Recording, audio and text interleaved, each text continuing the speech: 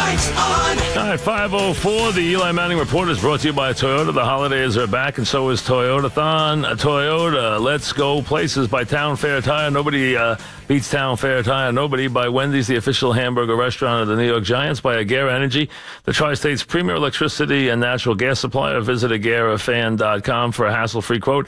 And by the First National Bank of Long Island, the bank where everyone knows your name, member FDIC. The quarterback of the football Giants is Eli Manning. Eli, welcome. How are you?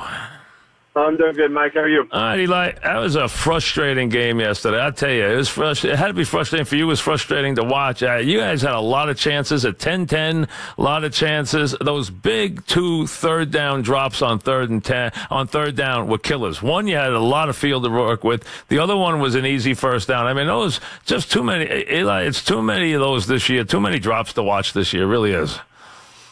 Yeah, I mean, that's it. I thought we had a great game plan, and came out and were executing really well. Really executed for the most part, well, and in the sense that hey, we're getting the ball out quick. We're hitting check downs. We're hitting guys in the flats. We were getting some slants. Just getting the ball out fast and getting completions, and not putting ourselves in a situation to take sacks and negative plays and.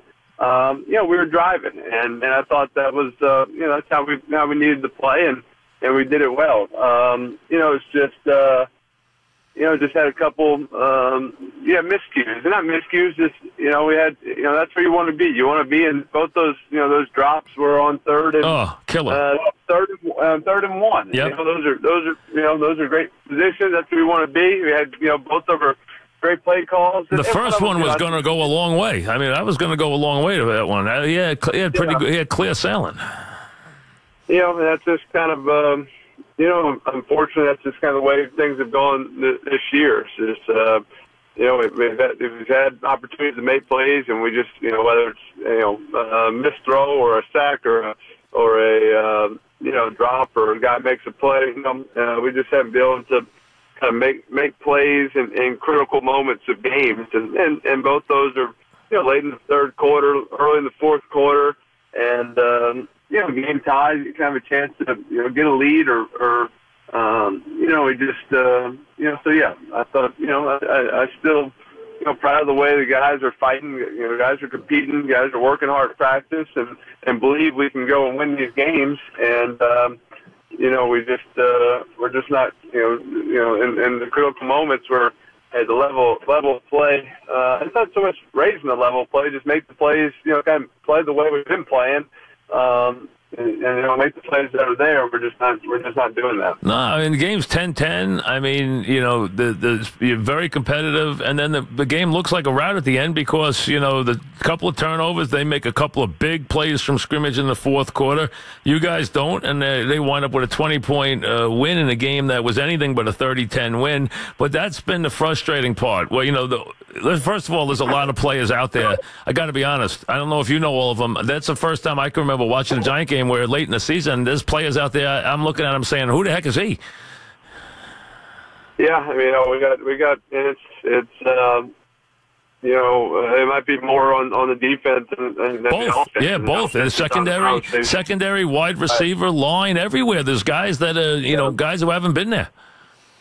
Yeah, and that's why I'm still proud of the way guys are competing. We're missing a lot of our star players, but just even your normal, just the players that we're kind of inserting guys that haven't been here long and haven't played much football, and hey, we're still competing and hanging in there, and yesterday did a lot of good things. I think we had 1 3 and out. We held the ball a long time, had a bunch of plays, converted on some third downs, did a lot of good things, and didn't have a whole lot to show for it just because we're just not making enough plays at times to get the kind of have something to show for it and get some points on the board. And I'll tell you, this is part of it, but I guess it's fair because it's probably something you've taken advantage of a bunch of times, whether it was back with a Burris or last couple of years with a Beckham. But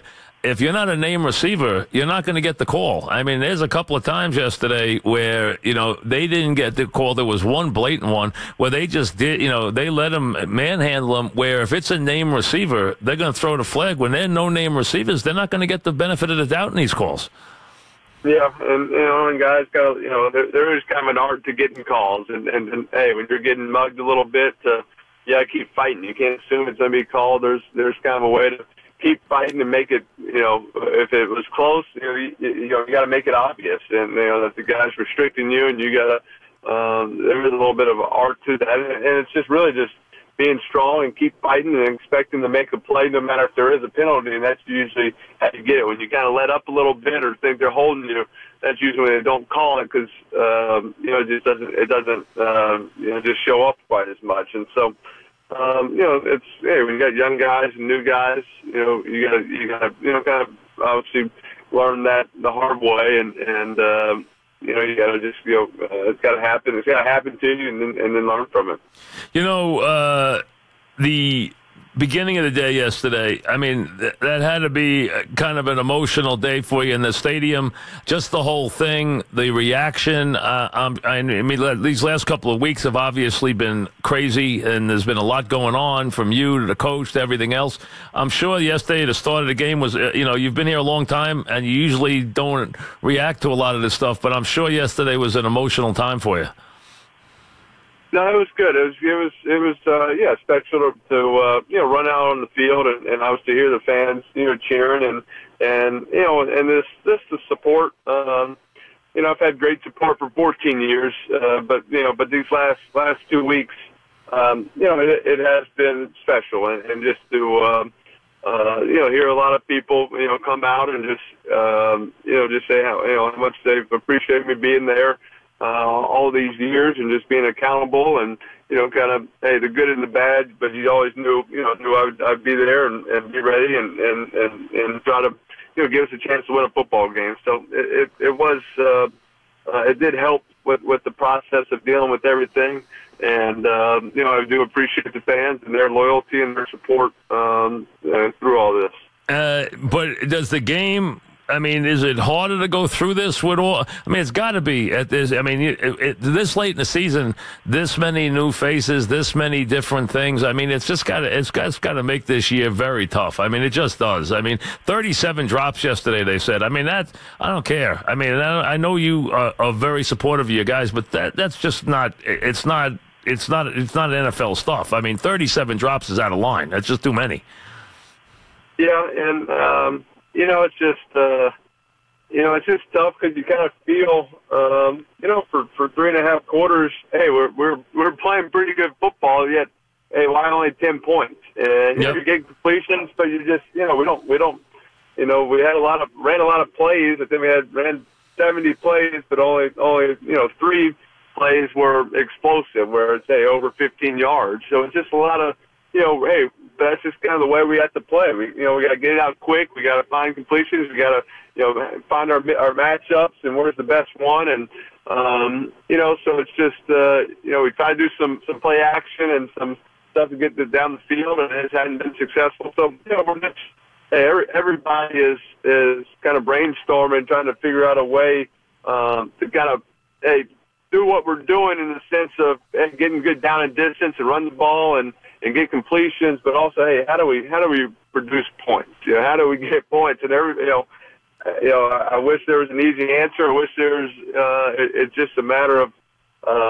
we got to do, what we're doing. We just got to do a little bit better. And we just, unfortunately, we're not explosive enough to overcome, the drops or, the mistakes or a penalty and those types of things. It's hard to overcome those. So we just we gotta, find that way to shorten the game, have long drives, and, we just gotta put it all together and kind of use every resource, every little weapon or just be creative in our ways of trying to get points on the board. Are the guys in your mind? Are the guys giving you everything they have? No, guys are. I mean, I think the guys are. Hey, they practice hard. They're into it. It's not mental mistakes. Guys are running the right routes. I mean, there's little things. There's always you can do better. But the guys are into it, and they want to do the right thing. And I think when you have young guys, that's just kind of the way it is. When you got young guys, they are going to be, hey, they're fighting for a job, and it's important to them, and they don't know the difference, kind of good season, bad season. Usually, older guys like me, I guess it should be more difficult because it's precious time, and you've got to know that. Hey, time is running out to make playoffs and win championships. But hey, I'm trying to. I can't buy into that. I can't let that be a reason. I got to stay hungry and keep make sure I'm all into it. So they stay all into it, and just make sure that at some point you got to just go play the game and have fun and enjoy the moment and enjoy the possibility of getting a win, and that's what you're playing for and nothing else. Just the enjoyment of being out there and your fans and your teammates and to making plays and being excited about scoring touchdowns. That's fun. That's stuff fun, and being in a tight game and you got to embrace that, and the guys got to now believe that. Hey, we can compete with these guys, but we can beat them. We can beat these teams if we just do our job a little bit better. Did anything change with the interim coach and the head coach gone? Did anything tangibly change, or was it pretty much business as usual? I mean, there's always Coach Spags. He's going to have his tweaks on how he wants to practice schedule and different things, but it's still a matter of it's about the offense having great preparation, great practice. Hey, what are our plays? What do we like versus certain things? What's our tempo? And it's still a matter of learning the game plan and then going to execute it. So from that sense, not a whole lot can change in 1 week of a new coach. When you see a team coming in like this week, where you got a team coming in that's obviously, having a big season, they are going to play obviously with a different quarterback this week now, unfortunately for them, but they could be the 1 seed. They got a lot on the line. This is the last team you'll see that's got a lot on the line the last couple of weeks. Does that give you any? Now, I know you haven't played a lot of spoiler in your life, but does that give you motivation this week to try and, keep that team from doing something? They've already clinched the division, but I mean, they are playing for the 1 seed. They need the game from that standpoint. Does that give you any extra motivation this late to have a team playing for something on the other side? Yeah, I think so. I think you embrace the challenge of playing one of the top teams this year, and understand, hey, it's an in-the-division team. We know them well; they know us well. We played them tight earlier in the year and lost on a last-second field goal. So I think you embrace the challenge. And, hey, this is one of the best teams this year in the NFL. But we got an opportunity to go play them at home and beat them, and that's the way you got to look at it. And we got to believe in our game plan, believe in our skill sets, and trust the guys. And that would be special. That would be a big win. We would be excited about that. And so we got to get fired up and pumped up and ready to kind of play that role of affecting a division rivals season possibly. I tell you, amazingly, Eli, you don't sound down. I don't know how you do it. I tell you, I'd be very frustrated with this season. I would be, I'd be in a worse mood than you're in. I give you credit for it. I saw you going down the bench trying to encourage the guys yesterday. I give you credit. That because it's not an easy situation, especially with the career you've had. It's not an easy situation to go through this season. No, it's not. It's tough, but I think. You gotta stay positive. You gotta stay enthusiastic, and I guess I still love playing this game, and I guess maybe it getting kind of taken away for a week can be a great reminder of how blessed you are to be one of the starting quarterbacks in the NFL and to play this game and to be out there and whether you're practicing or playing on Sundays, and so. I think it's just a great reminder of how fortunate it is, and you do have to, you can't forget that. And hey, even though it's a tough year and it's a grind, I think you got to embrace the challenge of it. I understand. Hey, we've been through some stuff this year. You can make every excuse you want to make why we've